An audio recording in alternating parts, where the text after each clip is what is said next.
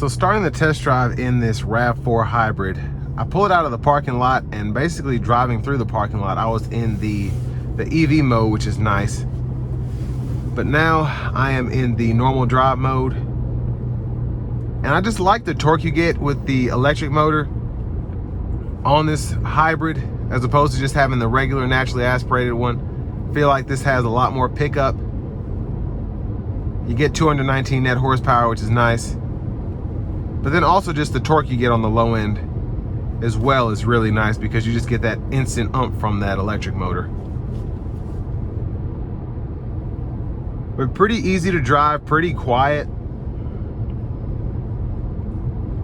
Kind of goes between the EV and the normal drive mode.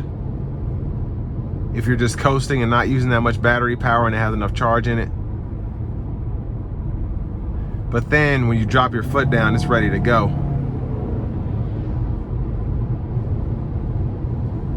But overall sound acoustics in here are pretty refined, I think, a lot better than I'm used to.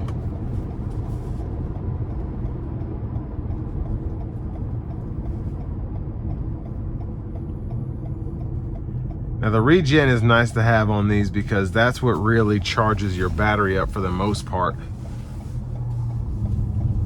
And then you can see I'm in EV mode coming out of that corner, and then as soon as I give it a bit more than normal throttle, it cuts the gas engine back on. But the 4-cylinder was already pretty efficient as it was, so having the electric motor and just the whole hybrid setup is how you're able to get near 40 miles per gallon with these things.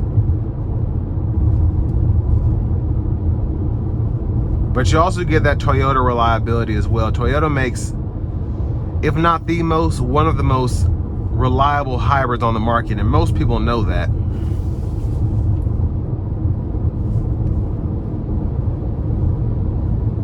Now you can feel it just a tad when it goes from the EV mode to the gas powered mode. It does give you just the slightest little jerk there. But I actually appreciate that, because I like being able to feel when I go from electric to gas. Now my Pacifica hybrid, the only way you can really tell that is you don't get like a slight jerk like you get in the pedal here, but you just literally feel the engine cut on. That hybrid system is top notch, but that is a plug-in hybrid as well. And it's certainly not as fuel efficient as this RAV4 is, unless you drive it in EV mode 90% of the time. But I feel like this is one of those vehicles that if you like small SUVs, you like driving cars, you like a commuter, but you just want to have that extra space, you like how they feel, you just like how they drive sitting up a bit higher, this is going to be the way to go. And you can look at the Rogue, the Equinox, but very few manufacturers are making small SUVs. And by this I mean borderline a mid-sized SUV that's getting 41 miles per gallon in the city. But a great drive so far. Ride quality is solid. It's not super smooth, but it goes with this car. I can feel the road, but I'm not uncomfortable. It just drives like a normal vehicle should. Now, one thing I will say is I do like having this instrument cluster here, with it being digital in the middle, so I can see how fast I'm going there, but then I have actual gauges for the fuel, engine temperature, and then when it's going from charge to eco to power.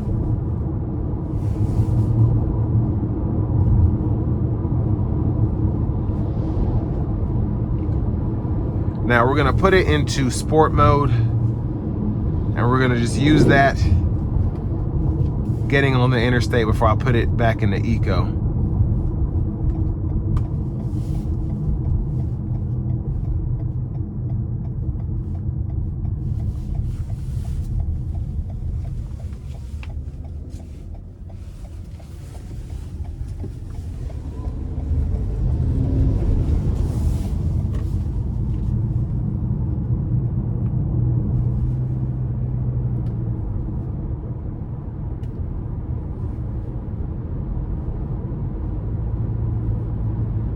And even in sport mode, I can feel it kind of revving up, but it's not overly loud even in this mode here. But I'll give it something. I'm not gonna floor it, but I'm gonna give it a little pull here.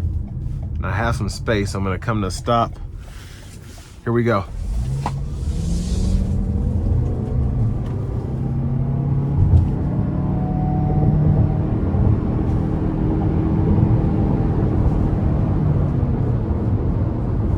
So it was downhill, but still, I mean, I wasn't flooring it. So that's pretty impressive.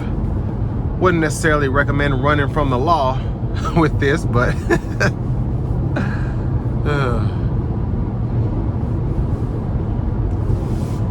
now in terms of the, I believe this is Toyota Safety Sense 2.5 on this RAV4.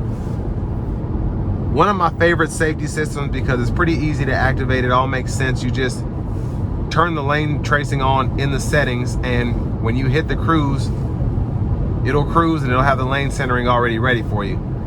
Not meant to be used as a semi-autonomous system, more of like a just helper, an aid, if you will. But it's a very good system that I wouldn't mind using going on a test drive or something like that.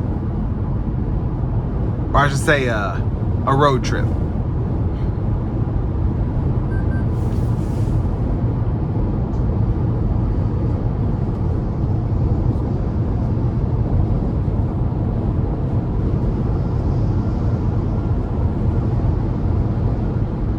Now I want to give one more thank you to John Roberts Toyota for allowing me to review this RAV4 hybrid today. I'll leave a link below in the description.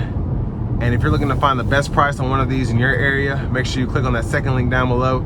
It takes a minute to fill out your information, and I'll make sure the local dealers are fighting to get you the best price on one of these RAV4s or any new vehicle you might be interested in.